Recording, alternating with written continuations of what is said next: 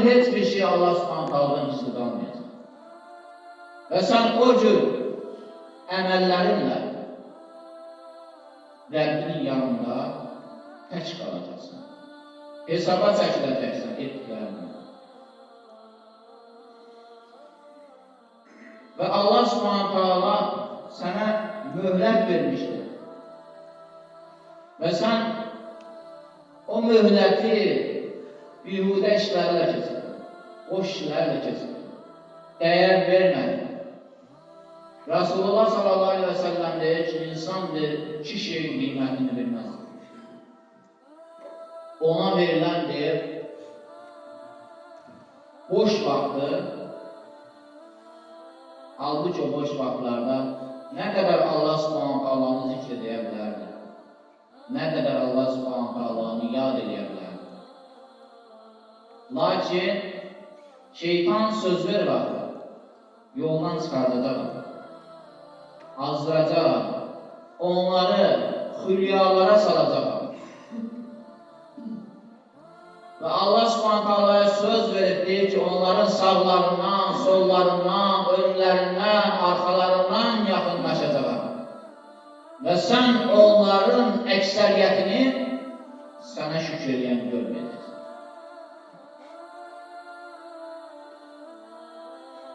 Və bu möhlət şeytana verilir. Lakin Allah Subhanahu taala nə deyir? Deyir, sən istədiyin et.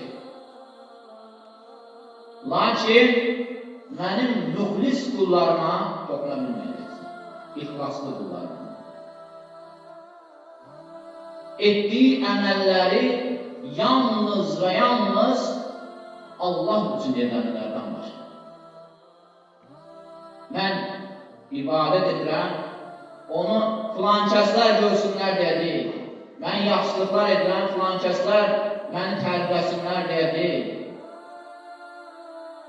Yalnız əməli Allah Subhanahu taala'ya xas etməlisən. Və Allah Subhanahu taala deyir ki, hansınızın Mülk surəsində, hansınızın əməl baxımından daha yaxşı, daha gözəl əməl edəcəyini yoxlamaqdan ötürü, imtahan etməkdən ötürü, ölümü və həyatı yaradan odur. Və burada daha çox, demək, daha gözəldir. Allah Subhanahu, daha gözəl. Və daha gözəl əməl nədir? Əməlin ixlaslı olması və sünnətə müvafiq olması. Əməl həm ixlaslı olmalıdır, həm də Peyğəmbərimiz sallallahu aleyhi və səlləmin sünnəsinə müvafiq olmalıdır. Əks halda nə qədər çox əməl edirsənsə, bu səndən qəbul olmayacaq. Əməl sırf Allah rızası üçün olmalıdır və Peyğəmbərimiz sallallahu aleyhi və səlləmin şəriətin buyurduğu qaydada olmalıdır.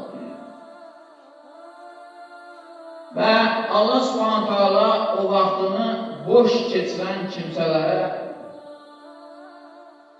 belə xitab edir. Yəni, onlar qeydslənəcəklər.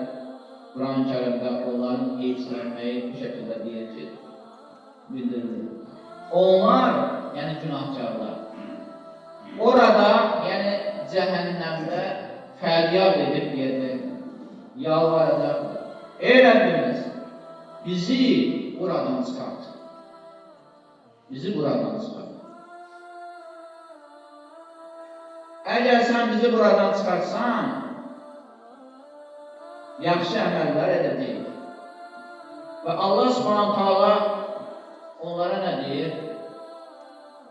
Məyər orada, yəni dünyadaykən sizə öğüt nəsihət verəcək kimsədən öğüt alacaq qədər sizə bir öğüt vermədik, ömür vermədik. Sənə o qədər ömür vermədiyini, yəni sənə dəvətçilər gəlmişdir, sənə haqq gəlmişdir, sənə Quran gəlmişdir, Peyğəmbərimiz sallallahu aleyhi və səlləmin hədislərini eşidirdi. Sana xitablar edilirdi, nəsihətlər edilirdi. Sanki bunları eşidirdi. Lakin üz çevirir, boyun qaçırırdı. Hələ deyir, sizə deyir, Allahın əzabı ilə qorxudan Peyğəmbər də gəlmişdir. İndi dadın əzabını, zalimların imdadına çatan olmaz. Və ona görə də insan o iki şeyin qədrini bilmir. Dediyimiz birincisi neydi? Boş vaxt, ikincisi isə sağlam can. Allah Subhanahu taala sənə sağlam can vermişdir.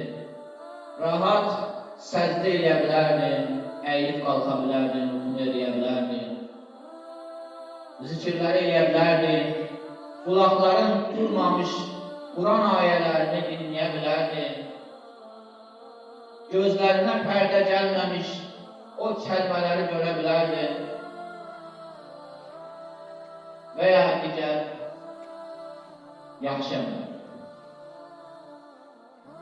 Və insan ona görə o iki şeyin qədrini bilməlidir.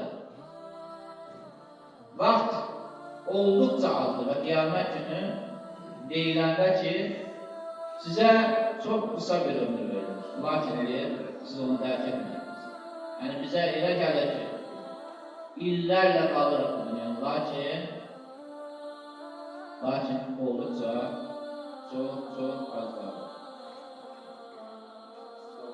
Və Allah Resulü sallallahu aleyhi ve sellem deyir ki, bəndə qiyamət günü 5 şeyin hesabını vermədən heç bir yerə tərpənməyəcək. O 5 şey nədir?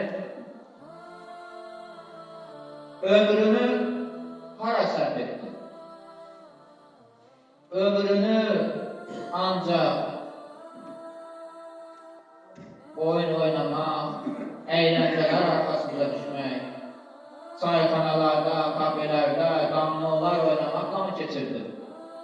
Nə ilə keçirdin ömrünü? Ömrünü Allah'a itaətle mi keçirdin, ibadətlə mi keçirdin, yoxsa Allah Subhanahu taalanın qəzəbinə düçar olacaq əməllərlə mi məşğul oldun? Ömrünü aləmlərin Rəbbinin qarşısında dizlərini bükərək keçirdin, səzdəyə qapanaraq, Ya Rəbb, məni bağışla, məni əfv et, mənə rəhm et deyərək keçirdin, yoxsa şeytanın o oyununa gələrək hər hansısa bir bihudə bir işlərin arxasından mı?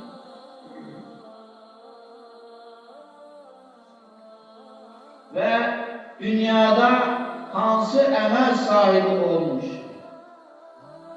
Hansı əməl sahibi oldu dünyada ikən? Dünyada ikən Rəbbini razı salacaq əməllərlə mi məşğul oldu? Yoxsa o insanlar məni tərifləsinlər, o insanlar yəni mənim haqqımda yaxşı düşünsünlər, eybi yoxdur. Allah məndən razı olmasa da. Yoxsa bu kimi işlərlə məşğul olur. Yəni adam, birdən mən məscidə gedərəm, mənə Vahabi deyər. Birdən mən Allah Subhanahu taalanın qarşısında səcdə edənlərdən olaram, mənə namaz qılanlardan deyərlər, mənə molla deyərlər. Mən filan günahlardan çəkindim, içki məclislərindən, zina məclislərindən və s. kimi boş şeylərdən uzaq olduğum üçün məni qınayarlar, qohum əqrabalar, aləm, uşağı və s. kimsələr mənə nə deyərlər deyə Allahı qəzəbləndirəcək əməllər mi etdin? Yoxsa eybi yoxdur, qoy insanlar mənə qəzəb edəsin, məndən razı olmasın. Amma aləmlərin Rəbbi məni yaradan, mənim xaliqim məndən razı olsun, əsas odur. Vallahi ki, əgər sən bu ikincini seçsən, Allahın razılığını seçsən, vaxt gələcək, Allah Subhanahu Taala o sənə qəzəblənən insanları sənə sevdirəcək. Çünki bu Allahın Rəsulunun sözüdür. Allah Rəsulu sallallahu aleyhi ve sellem deyir ki, insanları qəzəbləndirəcək şeyləri edərək Allahı razı salacaq işlərlə məşğul olarsa bir kimsə, yəni elə işlər görürsən ki, yaxşı əməllər, Allah razı salacaq əməllər, lakin insanlar ondan xoşlanmırlar. Deyir ki, vaxt gələcək, Allah Subhanahu Taala o insanları da sənə sevdirəcəkdir. Çünki Cəbrail deyir, Allah Subhanahu Taala deyir ki, mən deyir, bir kimsəni sevərəmsə, Cəbrailə əmr edərəm ki, mən filan qulumu sevirəm, sən də onu sev. Və o da başlayar sevməyə və Cəbrail əleyhissalam da bu sevgini göy əhlində, bütün mələklər arasında yayar və mələklər də başlayar o insanı sevməyə və mələklər də o sevgini yer üzünə yayarlar və insanlar da başlayar, bütün məxluqat başlayar onu sevməyə. Allah Subhanahu Taala bizə işte faydalarını versin.